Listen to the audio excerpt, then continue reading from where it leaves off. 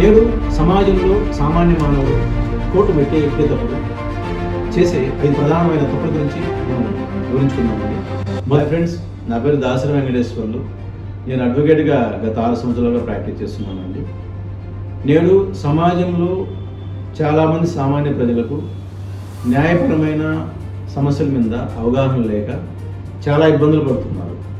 వారి సమస్యల గురించి పరిష్కారం వాళ్ళకి తెలియదు.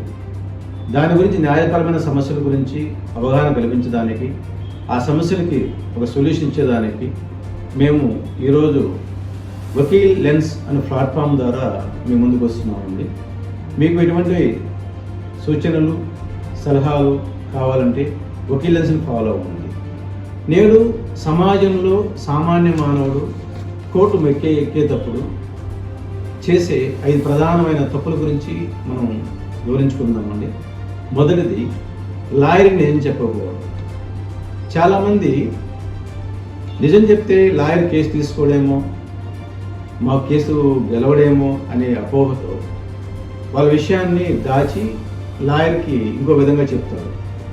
అది మీరు చెప్పకపోయినా అదర్ సైడ్ ఉన్న లాయర్ గారు ఆ విషయాన్ని తెలుసుకొని రేపు కోర్టు జడ్జి గారి ముందు వాదించినప్పుడు ఆ కేసు మీ లాయర్ ఉన్నా కానీ మీరు ఓడిపోతారు. అందుకని మీరు చెప్పే ప్రతి విషయాన్ని లాయర్ గారికి చెప్పినప్పుడు ఆయన దాన్ని ఎలా గెలవాలో ఆలోచించుకొని ఆ కేసుని గెలిపించే ప్రయత్నం చేస్తారు. కాబట్టి ఒక నమ్మకమైన మీకు తెలిసిన లాయర్ని మీరు సంప్రదించండి. రెండవది, లీగల్ నోటీస్ని అవాయిడ్ చేయడం. చాలామంది లాయర్ ద్వారా నోటీస్ వచ్చినా, కోర్టు ద్వారా నోటీస్ వచ్చినా దాన్ని అవాయిడ్ చేయడం, దాన్ని రిఫ్యూజన్ చేస్తుంటారు. ఇది చాలా తప్పండి. ఎందుకంటే కోర్టు నుంచి నోటీస్ వచ్చినా, లాయర్ ద్వారా నోటీస్ వచ్చినా అది రిఫ్యూజ్ చేస్తే అంటే కోర్టు వారి దృష్టిలో దానిని వాళ్ళకి చేరినట్టు పరిగణిస్తారు. దాని ద్వారా మీకు తెలియకుండానే ఆ చేరిన నోటీస్, మీరు రిఫ్యూజ్ చేసిన నోటీస్ ద్వారా వాళ్ళు కేసు కూడా గెలవచ్చు. సో చాలామంది కేసులు కోర్టులో ఈజీగా గెలవాల్సిన కేసులు కూడా వాళ్ళు కోర్టులో చిన్న చిన్న తప్పుల వల్ల కూడా వాళ్ళు గెలవాల్సిన కేసులు కూడా ఓడిపోతున్నారు. అలాగే ఇంకొక విషయం ఏంటంటే సంతకాలు పెట్టడం. మీరు లాయర్లను పెట్టుకున్న తర్వాత, లాయర్ ఆఫీస్కి వెళ్ళిన తర్వాత వాళ్ళు ఇచ్చే డ్రాఫ్ట్ మీద కానీ వకాలత్ ఫామ్ మీద కూడా మీరు చదువుకున్న సంతకాలు పెడతారు. ఎందుకంటే మాకు లాయర్కి ఫీజు ఇచ్చేసాంలే, ఆయన చూసుకుంటాడు, మనకేందనే ఫీలింగ్. కానీ రేపు కోర్టులో జడ్జి గారి దగ్గర బెంచ్ ఎక్కిన తర్వాత జడ్జి గారు ఒక లెటర్ స్టేట్మెంట్ పేపర్ తీసి, చూడయ్యా దీంట్లో విషయాలు మీరు చెప్పిందే కదా, అది మీకు తెలుసు కదా అన్నప్పుడు, నాకు తెలియదండి లాయర్ గారు సంతకాలు పెట్టమన్నారు, నేను పెట్టేశానని చెప్తారు. అది చాలా తప్పండి. అది మీ కేసు మీరు ఓడిపోయాను కూడా ఇంకొక కారణం అవుతుందండి. ఇంకొక విషయం ఏంటంటే, నా మూడవ తప్పు ఏంటంటే కోర్టు నియమాలు పాటించకపోవడం. చాలామందికి కోర్టులో ఎలా ప్రవర్తించాలి, ఎలా ఉండాలి విషయం తెలియదు.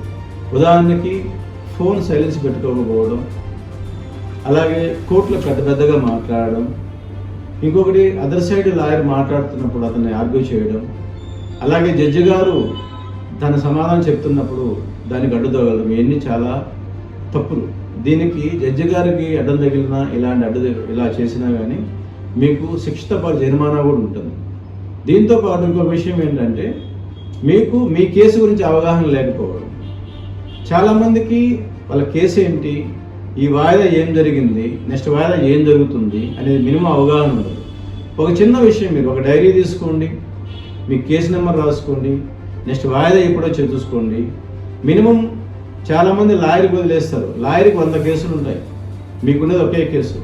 అవసరం మీకు అంత ఓపిక లేకపోతే ఈ కోర్టు యాప్ అని ఫోన్లో ఉంది, ఆ ఫోన్లో అప్లోడ్ చేసుకుంటే మీకు ఏ రోజు విషయాలు తెలుస్తుంటాయి. ఇవన్నీ పాటిస్తే సామాన్య మానవులకి కోర్టు ద్వారా న్యాయం జరుగుతుందండి.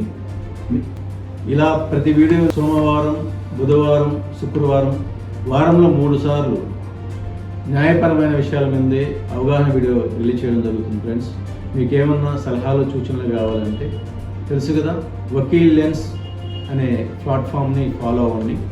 అలాగే తెలుసు కదా మన స్లోగన్, చట్టం తెలియకపోవడం తప్పు కాదు, చట్టాన్ని తెలుసుకోకపోవడం చాలా పెద్ద తప్పు. ఇట్లు మీ దాసరి వెంకటేశ్వర్లు, అడ్వకేట్. ధన్యవాదాలు.